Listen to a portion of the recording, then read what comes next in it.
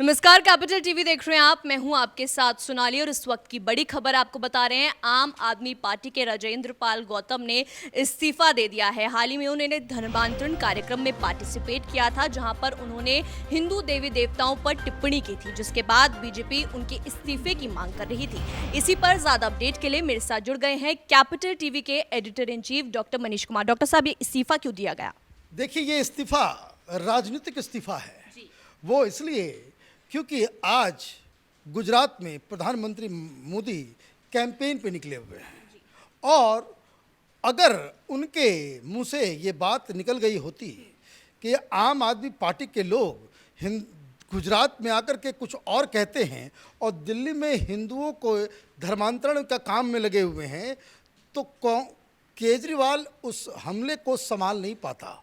लगातार मांग की जा रही थी, वीडियोस वायरल हो गए थे कि किस तरीके से आम आदमी पार्टी अरविंद केजरीवाल एंटी हिंदू है, उसके प्रहार को वो झेल नहीं पा रहे थे, इसलिए ये इस्तीफा हुआ है। लेकिन मैं कह दूं एक बात, इससे कोई फर्क नहीं पड़ने वाला।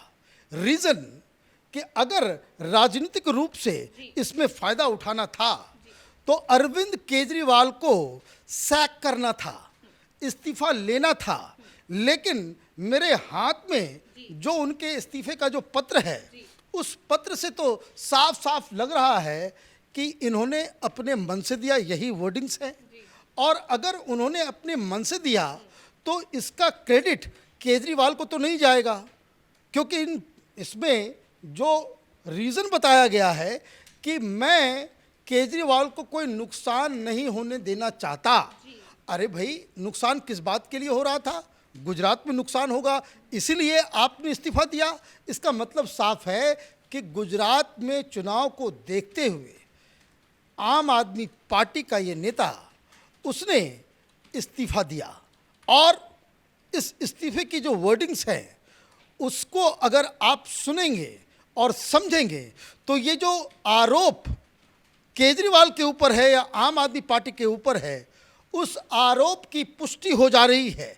क्योंकि इस इस्तीफे की जो आखिरी जो चंद लाइनें हैं उसको सुनना और जानना ज़रूरी है कि वो क्यों और क्या वो कह रहे हैं।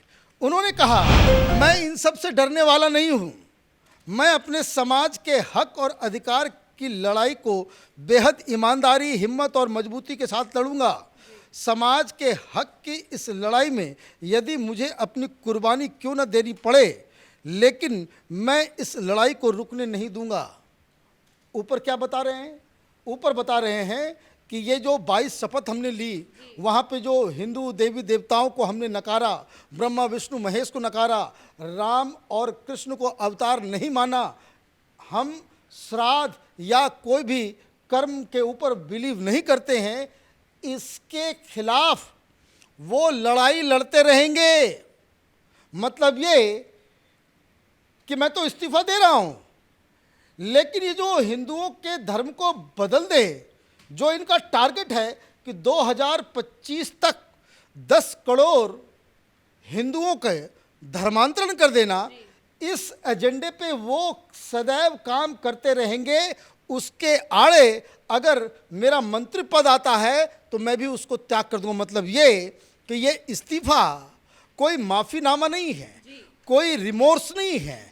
आपने जो काम किया वहाँ हिंदुओं को जो लगातार धर्मांतरण का जो काम आप कर रहे हो, 10 करोड़ हिंदुओं के धर्म को बदलने का जो आपने बीड़ा उठाया है, उससे आप अडिग नहीं होंगे। यही इस इस्तीफे में लिखा हुआ है। और इस्तीफा इस वक्त मैं इसलिए दे रहा हूँ क्योंकि इससे केजरीवाल पे कोई आँच ना आए। मतलब केजरीवाल पे आँच ना आए, ये इस्तीफा राजनीति के तहत। लेकिन मैं वो काम बंद नहीं करने वाला हूँ। मतलब ये कि हम सुधरने वाले नहीं हैं, हम धर्मांतरण करेंगे। तो अब ये सवाल पूछा जाएगा केजरीवाल से कि भाई आपने उसे सैक क्यों नहीं किया, नंबर 1। नंबर 2, ये व्यक्ति मंत्री पद से इस्तीफा दिया है, ये अभी भी आम आदमी पार्टी का एमएलए बना हुआ है। आपकी पार्टी में क्या ऐसे लोगों का स्वागत किया जाएगा जो लोग हिंदुओं की, आप बताइए, एक कार्यक्रम में 10,000, ये खुद लिख रहा है कि 10,000 लोगों को हमने धर्मांतरण करवा दिया, वो शपथ दिलवा दिया, तो क्या आप ये काम करने से बाज नहीं आएंगे? लेकिन हम इस्तीफा इसलिए दे रहे हैं कि चूंकि गुजरात में चुनाव है और अरविंद केजरीवाल वहाँ पे कैंपेन कर रहे हैं, अगर पार्टी को कोई नुकसान हो जाए, केजरीवाल के ऊपर आंच आ जाए, इसलिए हम इस पे इस्तीफा दे रहे हैं। तो ये इस्तीफा नहीं, ये मजाक है। बीजेपी कह रही है इस्तीफे से काम नहीं चलेगा। देखिए, इस्तीफे से काम कैसे चलेगा? भारतीय जनता पार्टी तो ऑलरेडी पुलिस केस कर चुकी है, थाने में शिकायत हो चुकी है, अब उसके ऊपर जांच परख की जाएगी। और अगर आप इस तरह से एन मास लोगों को आप धर्मांतरण कराते हैं, ये इलीगल काम है। आप ये कह रहे हो कि मैं वहाँ बहुत पहले से जुड़ा हुआ, मैं ये काम पहले से करता आ रहा हूँ और मैं इस काम को मैं आगे से भी करता रहूँगा। भाई, आप एक मंत्री हैं, आपको इसकी जिम्मेदारी होनी चाहिए। आप एक एमएलए हैं, आप एक पार्टी के चेहरे हैं, आपको इस तरह के कार्यक्रम में शामिल नहीं होना चाहिए। और अगर आप शामिल हुए हैं तो आपको कम से कम माफ़ी मांगनी चाहिए कि हमसे गलती हो गई, हमसे भूल हो गई, आइंदा हम ये काम नहीं करेंगे। ये जो धर्मांतरण का काम जो है वो हमसे गलती हो गया। हम जो हिंदू देवी देवताओं के खिलाफ वहाँ पे जो बातें कही गई, वहाँ पे जिस तरीके से ब्रह्मा विष्णु महेश का मजाक उड़ाया गया, आप ये कहेंगे कि हिंदू धर्म नरक के बराबर है। उस मीटिंग में आप वहाँ बैठे रहेंगे, आप ये कहेंगे कि भाई हिंदू होना ये पागलपन है।